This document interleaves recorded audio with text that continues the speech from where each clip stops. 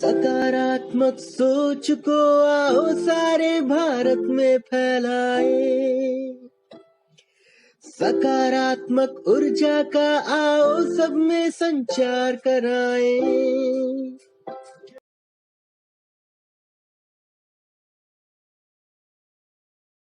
ब्रह्म कुमारी संगठन के PRO BK कोमल भाई, जो कि एक ऐसे व्यक्तित्व के स्वामी हैं, साक्षात आपको दिख रहा होगा कि कितनी शांति बीके कोमल भाई के चेहरे पे है। ये शांति आती कहाँ से है? हर ब्रह्म कुमार और ब्रह्म कुमारी ओम शांति उच्चारण करते हैं, चेहरे पे मुस्कान रहती है, और वो मुस्कान जो है वो परमात्मा से मिलने का एक संकेत देती है। वो जो आध्यात्मिक ऊर्जा है, उससे लवरेज जो यहाँ आरजेएस पॉजिटिव मीडिया की टीम ने देखा, उसको आज वर्णन कर रही है। और हम लोग आपका स्वागत करते हैं, जो दिल्ली से चलकर आरजेएस पॉजिटिव मीडिया फैमिली की टीम 2 दिनों से भ्रमण कर रही थी, और आज हम लोग 28 मार्च 2023 को ब्रह्म कुमारी संगठन माउंट आबू, जो देश और विदेश में विख्यात हैं अपने सकारात्मक कार्यों को लेकर, और आरजेएस पॉजिटिव मीडिया फैमिली 7.5 साल से सकारात्मक भारत उदय आंदोलन चला रही है। और भारत सरकार के आज़ादी का अमृत महोत्सव में ये जो बैठकें हैं, जो कि 5 राज्यों से गुजर रही है, उत्तर प्रदेश, दिल्ली, हरियाणा, राजस्थान और गुजरात, 5 राज्यों से होती हुई, और हम लोग ब्रह्म कुमारी के बैकुंठ आवास में ठहर कर इसका अवलोकन कर रहे हैं। आज मीडिया स्टडी जो भवन है, वहाँ पर बीके कोमल भाई का सभी आरजेएस फैमिली स्वागत करते हुए ये जानना चाहेंगी कि जो 1936 में जिसकी स्थापना ब्रह्मा बाबा ने किया था, वो कल्पना आज किस रूप में साकार हो रही है और आगे की क्या योजना है, ताकि आरजेएस पॉजिटिव मीडिया को पता चले कि बहुत कुछ आप जानते हैं लेकिन बहुत कुछ नहीं भी जानते हैं। तो क्या कुछ कहना चाहेंगे? जी, ओम शांति। देखिए, आप तो आरजेएस पॉजिटिव मीडिया है, और हमारे ब्रह्मा कुमारी की तो पहली फिलोसॉफी है कि पॉजिटिव रहो। और जो आपने कहा ना कि 1936 में जो ब्रह्मा कुमारी की स्थापना के ब्रह्मा बाबा ने की, और आज वो किस मुकाम पे है, तो आज आप पहुँचे हैं तो मुकाम तो आपको दिख ही रहा है। और हमारे संस्थान की संस्थापना जो है, ये सबको जानने की ज़रूरत है कि कोई देहधारी गुरु नहीं है हमारा। इस संस्थान की स्थापना स्वयं परमात्मा ने की है, परमात्मा शिव ने। ब्रह्मा बाबा एक मीडिएटर थे, माध्यम थे, और उनका एक ही मकसद था कि इंसान को श्रेष्ठ इंसान बनाया जाए। अब सवाल ये भी उठता है कि इंसान को श्रेष्ठ इंसान बनाने की क्या ज़रूरत है? आप किसी को भी कह दो कि आप श्रेष्ठ इंसान नहीं इंसान हो, तो इसमें है ये समझने का वक्त है कि हमको ये समझना चाहिए कि हम लोग इंसान हैं या श्रेष्ठ इंसान हैं या निकृष्ट इंसान हैं। क्योंकि परिभाषा आज बदल चुकी है इंसान की। तो परमात्मा ने इस संस्था की जब स्थापना की, तो उसका एक ही मकसद था कि नर से नारायण और नारी से लक्ष्मी जैसा स्वभाव लाना जीवन में, ये इसका पहला मकसद। तो मतलब हो गया ना कि इंसान से श्रेष्ठ इंसान बनाना। और उसके लिए स्वयं परमात्मा का सृष्टि पे पदार्पण हुआ, और प्रजापिता ब्रह्मा बाबा साकार माध्यम बने, और उसके बाद इस संस्था की स्थापना हुई 1936 में। तब भारत पाकिस्तान में हमारी संस्था जो है, उस समय हैदराबाद सिंध में थी, जब भारत पाकिस्तान का बंटवारा नहीं हुआ था। उस बंटवारे के बाद 1950 में संस्था माउंट आबू आई, और यहाँ से दुनिया के 140 देशों में आज हमारी ब्रांच है। और तकरीबन 21 लाख लोग ऐसे हैं, 21 लाख लोग जो पूर्णतया इसको फॉलो करते हैं। बाकी तो करोड़ों लोग इससे जुड़े हुए हैं, लेकिन 21 लाख परिवार ऐसा है जिसकी ज़िंदगी में श्रेष्ठ इंसानियत को वो तरजीह देता है। उसका पहला लक्ष्य इंसानियत है। इंसानियत में प्रेम, भाईचारा, सद्भाव, आत्मिक स्नेह, है ना, परोपकार, सद्भावना, ये सब पहला। अब ये सवाल है कि ब्रह्मा कुमारी जैसे किस मुकाम पे है, तो देखिए सबसे पहले जो ब्रह्मा कुमारी की पहली फिलोसॉफी है कि इंसान अपने को समझे कि वो है कौन। क्योंकि आज जैसे आज जिस मीडिया के लोग बैठे हैं आप लोग, ये हम लोगों की आइडेंटिटी नहीं है जिसको हम अपना आइडेंटिटी समझ रहे हैं। कोई लाल कपड़ा पहना है, कोई काला पहना है, कोई सफ़ेद पहना है, कोई ब्लैक पहना है, तो हमारी आइडेंटिटी ये कपड़े से नहीं है, हमारी आइडेंटिटी से बियॉन्ड है। उसी प्रकार से मनुष्य की आइडेंटिटी जो है शरीर से नहीं है, क्योंकि शरीर तो बच्चा होता है, फिर जवान होता है, बूढ़ा होता है, उसके बाद चला जाता है। तो जन्म लेने से पहले और शरीर छोड़ने के बाद जो हमारी अवस्था होती है वही हमारी आइडेंटिटी है, जिसको हम समझते नहीं हैं।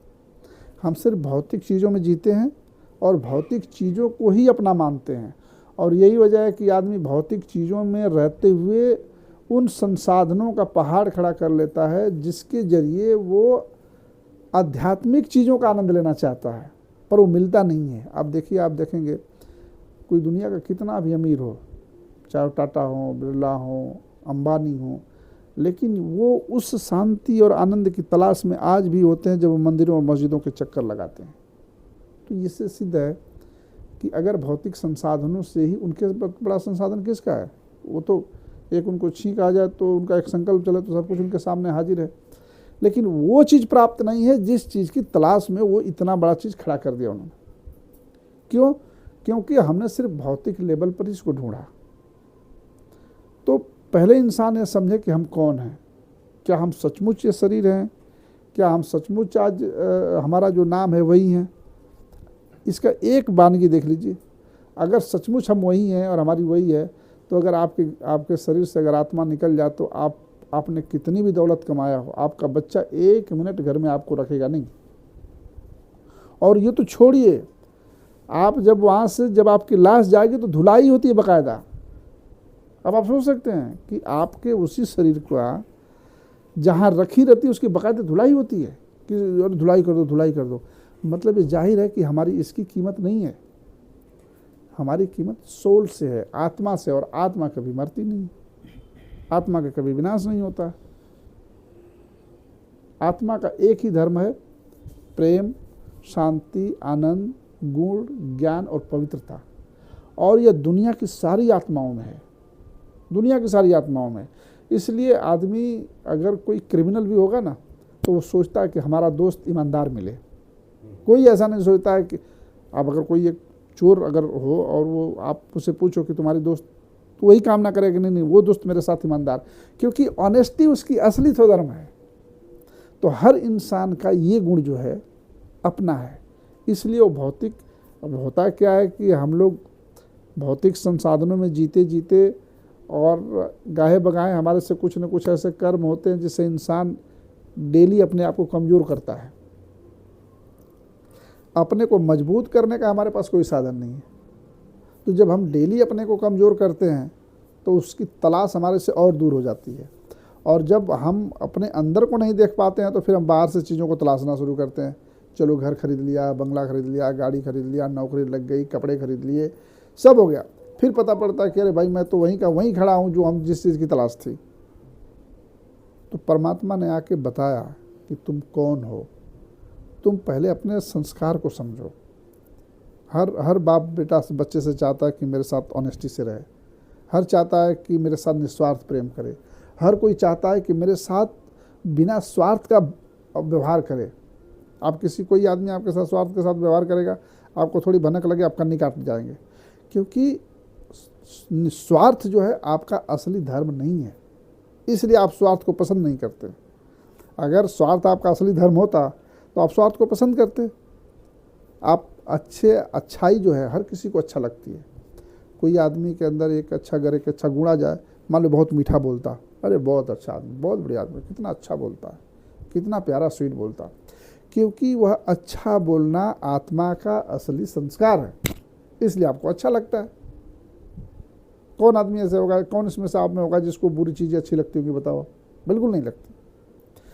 तो हमारा परमात्मा ने कहा कि जो तुम्हारे स्वधर्म हैं, जो तुम्हारे अपने असली गुण हैं, ये सब प्रेम, शांति, आनंद, पवित्रता है।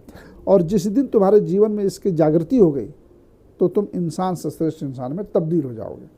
अगर किसी एक आदमी के अंदर अच्छे गुण आ गए तो हम कहते हैं बड़ा देवता समान है।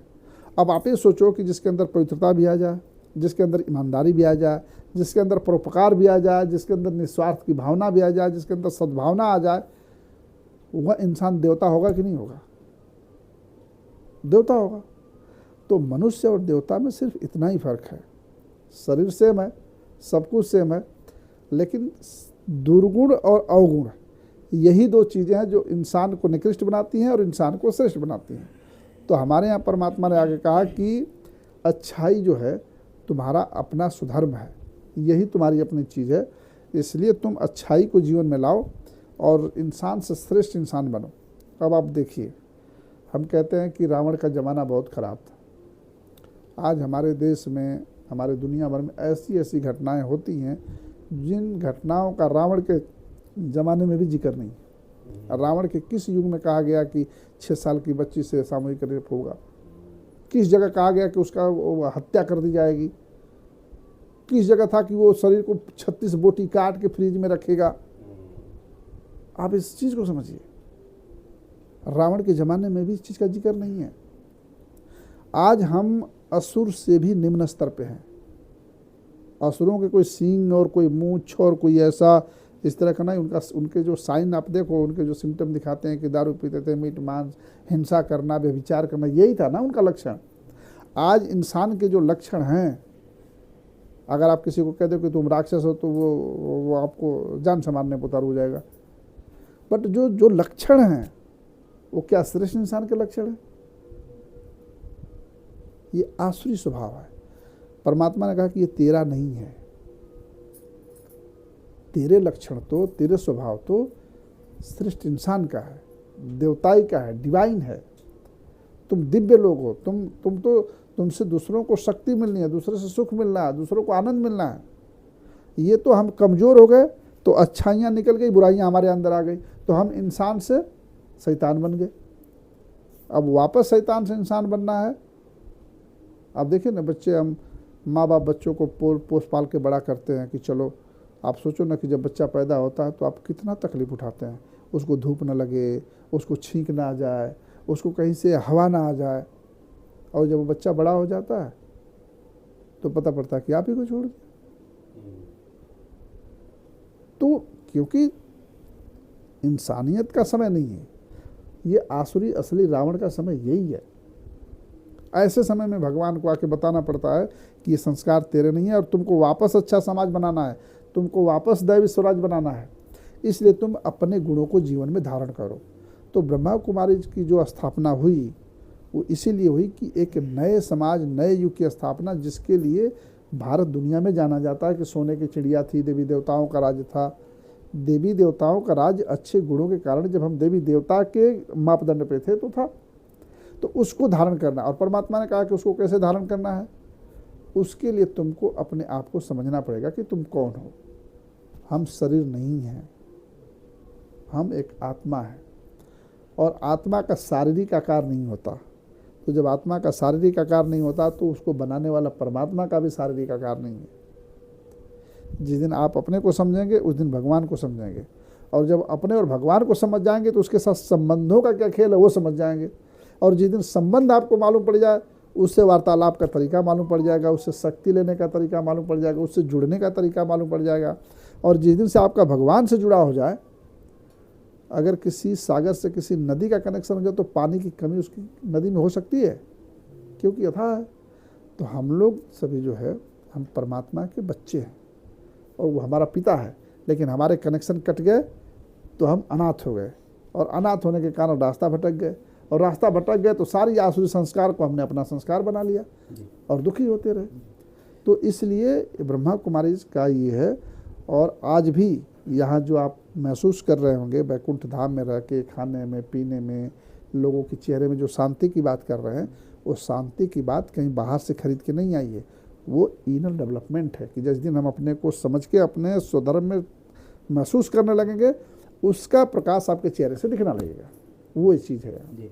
तो कोमल भाई, जिस तरह से लोगों के आकर्षण का केंद्र बन गया, पूरे विश्व में ये फैल गया, ऐसा कोई कंट्री नहीं है जहाँ विश्व शांति की और मानवता की, भाईचारे के लिए ब्रह्म कुमारी संगठन काम करते हैं। बल्कि छोटे छोटे शहरों में भी आपके शाखाएं हैं और वहाँ घरों में भी लोग जो हैं बैठकें करते हैं। तो ये चीज़ जानना चाहेंगे कि जो लोग जहाँ पर भी हैं, आपके तरफ से क्या क्या संक्षेप में, क्योंकि काम तो बहुत बड़ा है, लेकिन संक्षेप में मोटा मोटी जो हमारी आरजेएस फैमिली है वो जानना चाहेगी कैसे ये आत्मा से परमात्मा का मिलन का जो है कोर्सेज चलाते हैं, या आपकी ऑडियो हैं, वीडियो हैं, या कैसे वो लोग और ज़्यादा प्रेरित हो सकते हैं। नाम तो खैर ये है कि सभी लोग जानते हैं, ब्रह्म कुमारी संगठन को मानते भी हैं और आदर भाव भी रखते हैं। तो जो दूर दराज में हैं और माउंट आबू के जो क्षेत्र है, यहाँ पर जो मुख्यालय है, तो वहाँ पर अगर भ्रमण करने आते हैं तो यहाँ ऐसी क्या क्या चीज़ें हैं जो आप बताना चाहेंगे कि वो यहाँ आएँ तो यहाँ पर वो इन चीज़ों का लाभ उठा सकते हैं, और घर पर हैं तो वो कैसे कनेक्ट कर सकते हैं, आत्मा और परमात्मा के मिलन कैसे हो सकता है? देखिए, बहुत सीधा सिंपल इसका मामला है, कोई इसमें बहुत लाग लपेट नहीं है। हमारे ब्रह्मा कुमारीज की ब्रांच दुनिया के 140 देशों में है, भारत के लगभग सभी शहरों में है, सभी शहरों का तहसील मोहल्ले तक भी है। और हमारे यहाँ 7 डेज का मेडिटेशन कोर्स होता है, जो आत्मा और परमात्मा का डिटेल उसमें बातें बताई जाती हैं। फिर परमात्मा से कैसे अपने आप को जोड़ना है, कैसे खुद को मेडिटेट करना है, कैसे परमात्मा से शक्ति लेनी है, कैसे, वो सारी चीज़ मेडिटेशन कोर्स 5-6 दिन का होता है। और सारी ब्रांच में हमारी बहनें होती हैं जो सबको पढ़ाती हैं, तो निःशुल्क है, वहाँ पे कहीं पे भी कोई है। ये ब्रह्मा कुमारीज का अंतर्राष्ट्रीय मुख्यालय है, यहाँ पे दुनिया भर से सारी एक्टिविटी यहाँ से चलती रहती हैं। तो यहाँ से आजकल सूचना प्रौद्योगिकी का हम लोग बहुत ज़्यादा इस्तेमाल करते हैं। हमारे 2 टेलीविज़न हैं, बहुत सारे यूट्यूब चैनल्स हैं, इंटरनेट है, सोशल मीडिया है, यूट्यूब चैनल्स है। इसके ज़रिए हम लोग हर किसी को कनेक्ट करते हैं और फिर उसको रिलेट करते हैं कि वो हमारी ब्रांच से जुड़े, तहाँ जाके तहाँ वो डेली जो है खुद को मेडिटेट कर सके, खुद को अपने आप को जोड़ के रख सके। और ये चीज़ें, हमारी प्रक्रिया पूरे देश दुनिया भर में यही सेम चलती रहती है। हर ब्रांच में हमारी बहनें रहती हैं। दुनिया की पहली ऑर्गेनाइजेशन है जिसकी हेड बहनें हैं। तकरीबन 46,000 बहनें जो है, 46,000 सिस्टर पूरे वर्ल्ड में हमारी बहनें समर्पित हैं, 46,000। और ये ब्रह्मा कुमारी ऑर्गेनाइजेशन का पूरा स्वामित्व बहनों के नाम है। हमारे यहाँ भाई लोग कोई मालिक नहीं होते हैं। कहते हैं ना, यत्र नारेस्तु पूज्यते रमन्ते तत्र देवता, जहाँ नारी की पूजा होती है वहाँ देवता। हमारे यहाँ बहनों को दुनिया का सर्वोच्च सम्मान मिलता है। हमारे यहाँ बहनें ही हेड होती हैं। हमारी दादियाँ हेड हैं, अभी 98-99 साल की हमारी दादी ये है। तो बहनें हमारे सेंटर में होती हैं, केंद्र में हमारी बहनें हैं, दादियाँ, उनके जरिए भाई लोग हैं, सब मिलके करते हैं। ब्रह्मा बाबा ने ही इसकी शुरुआत हाँ, ब्रह्मा 7 बहनों को लेकर। हाँ, ब्रह्मा बाबा जब शुरू में आए थे तो हमारी जो फाउंडर दादियाँ थी अब तो नहीं रही, एक दादी बस हमारी बची है। और उनके जरिए को मंडली की स्थापना हुई थी और उसके बाद जो है संस्था बड़ी हुई और फिर बाद में ब्रह्मा कुमारी संस्थान के नाम से फेमस हो गया। तो हमारे यहाँ जो पूरा ज्ञान ध्यान है, ज्ञान का कलश भगवान ने बहनों के सर पे रखा, इसलिए हमारे यहाँ जो पढ़ाने का जो प्रक्रिया है और ब्रांच की सारी हेड बहनें हैं। तो बहनें ही हमारे ये ज्ञान ध्यान, हालांकि भाई लोग भी कोई भी ज्ञान सिखा सकता है, लेकिन प्रायोरिटी पे जो होती है बहनें ही हमारी ब्रांच की हेड होती है और वही ये सिखाती हैं। तो इस तरीके से पूरा रहता है। बाकी जो अंतर्राष्ट्रीय मुख्यालय में जो आने वाले लोग हैं, हम लोग सारे वर्गों के लोगों को जोड़ने के लिए हमारे 21 प्रभाग बनाए गए हैं और 21 प्रभागों के जरिए हम सम्मेलन, सेमिनार, वर्कशॉप, संगोष्ठियाँ करते हैं यहाँ पे माउंट आबू में। और उसके ज़रिए कैसे उनके कार्य पद्धति में, उनके लाइफ स्टाइल में, उनके पारिवारिक जीवन में एक सकारात्मक बदलाव आए और इस चीज़ का उनके अंदर इम्प्लीमेंटेशन हो, उसका हम लोग यहाँ पे पूरे कोर्सेज वगैरह चलाए जाते हैं। बाकी जो लोग माउंट आबू में आते हैं तो माउंट आबू में आने का जो प्रक्रिया ये है कि हमारी जो लोकल ब्रांच है वहाँ से वो कनेक्ट होके फिर लोग यहाँ पे संपर्क करके आते हैं, क्योंकि सुरक्षा के दृष्टिकोण से भी और बहुत बड़ा है तो फिर वो सिस्टम नहीं बन पाता। तो हमारा एक सिस्टम बना हुआ है कि जो जहाँ से है वहाँ से वो लोग अपने लोकल ब्रांच से जुड़ते हैं और उसके ज़रिए माउंट आबू में आते हैं। और यहाँ 2-3 दिन रह के और यहाँ जो हमारी मेडिटेशन है, ज्ञान है, पद्धति है, ध्यान है, वो सुनते हैं, देखते हैं और फिर जाते हैं। ये है। तो मैं बहुत बहुत धन्यवाद करते हुए, बातें तो बहुत हैं, क्योंकि मानवता की जिस तरह से सेवा की जा रही है, इसे लेकर आरजेएस पॉजिटिव मीडिया जो सकारात्मक भारत उदय आंदोलन 7.5 साल से चला रहा है, तो निश्चित रूप से हम लोग टाइम टू टाइम आपके जो अभियान हैं उनसे हम लोग भी जुड़ना चाहेंगे। जैसे आज हम लोग जुड़े और सुशांत भाई जो नेशनल मीडिया कोऑर्डिनेटर हैं, वो हम लोगों के आरजेएस फैमिली में करीब 6 साल से हम लोगों के साथ पॉजिटिव वर्क को समर्थन करते हैं और कार्यक्रमों में भी उनकी भागीदारी होती है।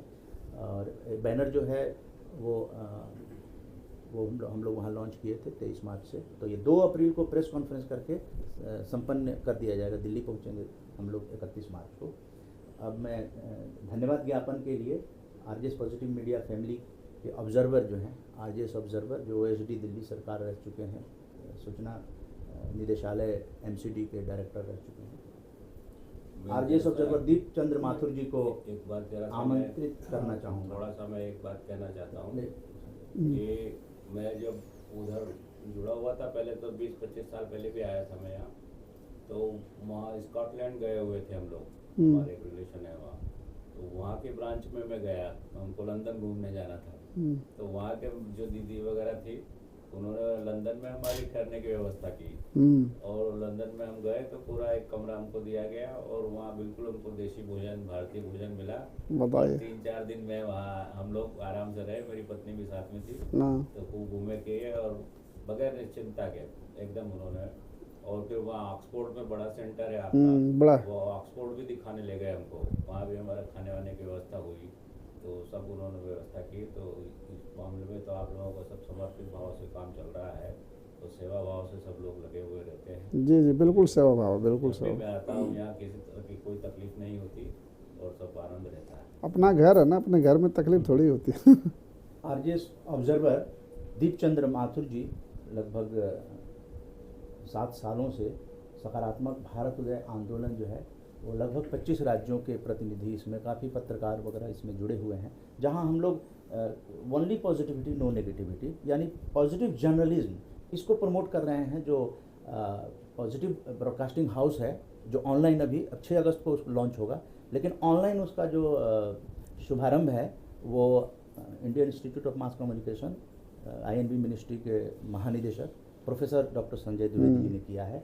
उसको लेकर हम लोग महत्वाकांक्षी योजना चलाने जा रहे हैं कि देश भर में जहाँ जहाँ भी पॉजिटिव कार्य हो रहे हैं, चाहे संस्थान द्वारा या व्यक्ति द्वारा, तो उन लोगों को हम लोग वॉलंटरी सपोर्ट करेंगे। वॉलंटरी सपोर्ट हम लोग, जैसे ट्रेड फेयर होता है, जहाँ भी भारत की झांकी दिखाई जाती है, साहित्योत्सव और साहित्य अकेडमी का प्रोग्राम हुआ था, वॉलंटरी सपोर्ट जो है ना, ये करने का कंसेप्ट जो है वो दिल्ली के अंदर हम लोग लेकर आए हैं और राज्यों की यात्रा करके ओनली पॉजिटिविटी नो नेगेटिविटी इस चीज़ को आगे बढ़ा रहे हैं।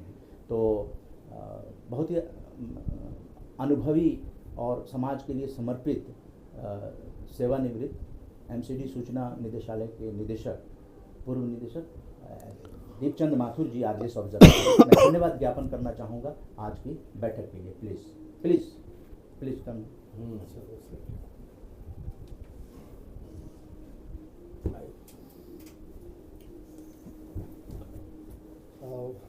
We are very grateful. मैं ना ठीक है, आ जाएगा। अच्छा कोई नहीं, दे दीजिए, इम्पोर्टेंट है उसको।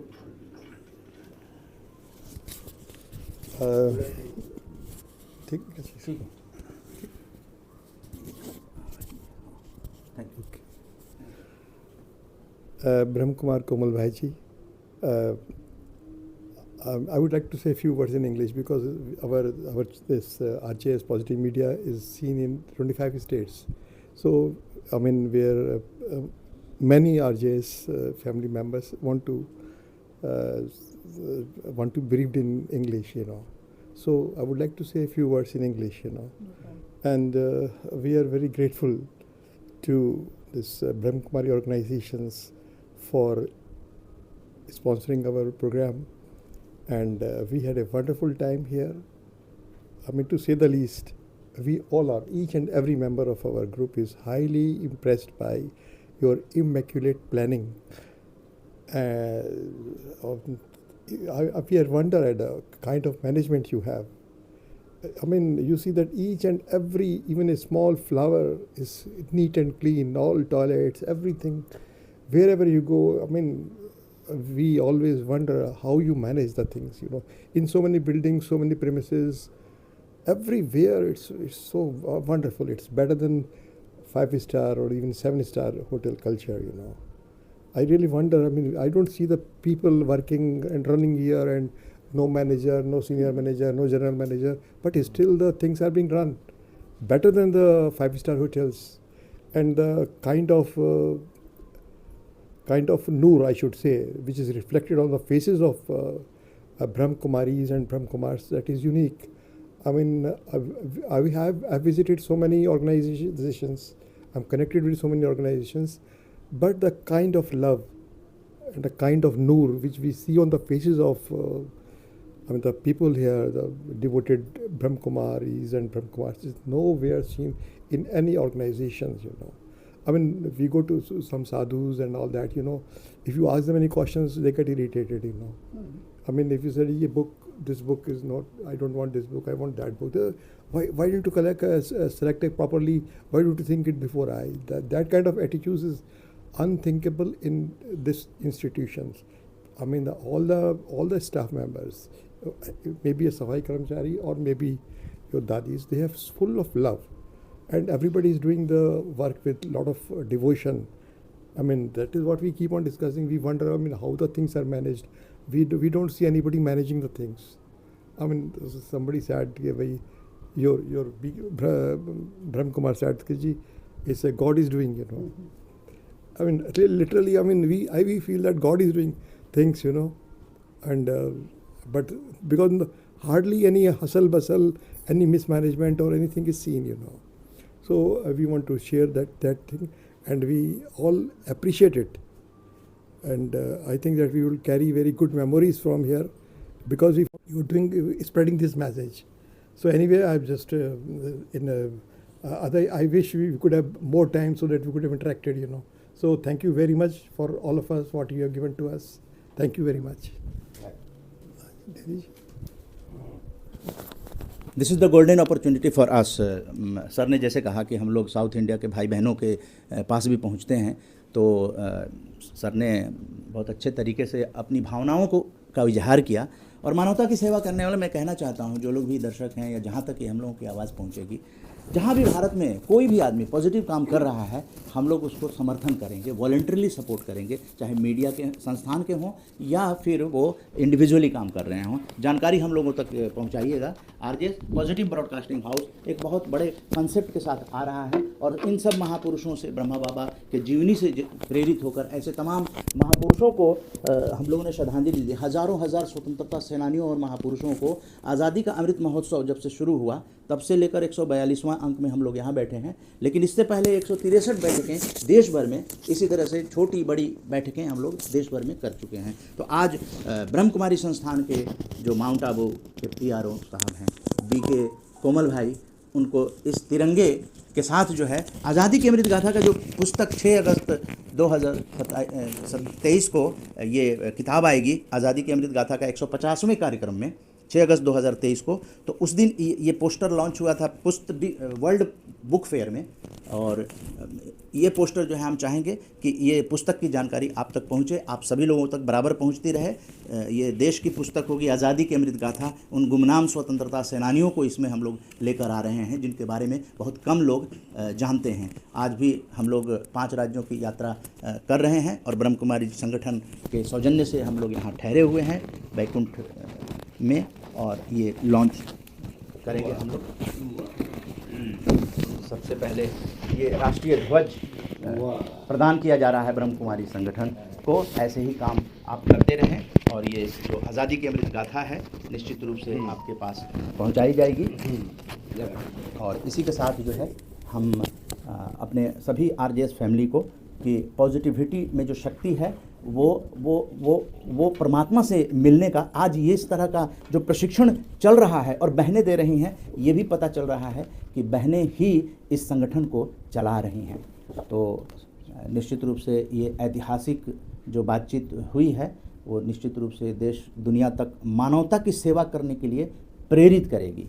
तो आप सभी लोग आरजेएस पॉजिटिव मीडिया के साथ जो बीके कोमल भाई अपनी उपस्थिति दर्ज किए इस आज़ादी के अमृत गाथा के 142वीं जो सबसे लंबी ये सीरीज चल रही है। बाकी सब गाथा एक एक दिन की हो जाती है, लेकिन ये 23 मार्च शहीद आजम भगत सिंह राजगुरु सुखदेव के बलिदान दिवस से लेकर और 2 अप्रैल तक चलेगी, जब तक हम लोग दिल्ली को 31 मार्च को लौटकर और 2 तारीख को प्रेस के भाइयों के साथ अपने अनुभव को साझा करेंगे। तो बहुत बहुत धन्यवाद। जय हिंद। अंग वस्त्र से सम्मान करते जी वाह जी वाह।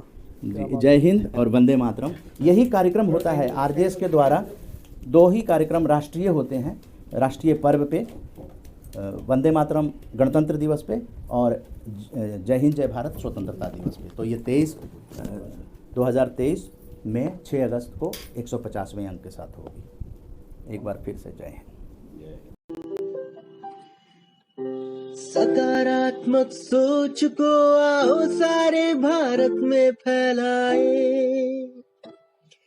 सकारात्मक ऊर्जा का आओ सब में संचार कराए।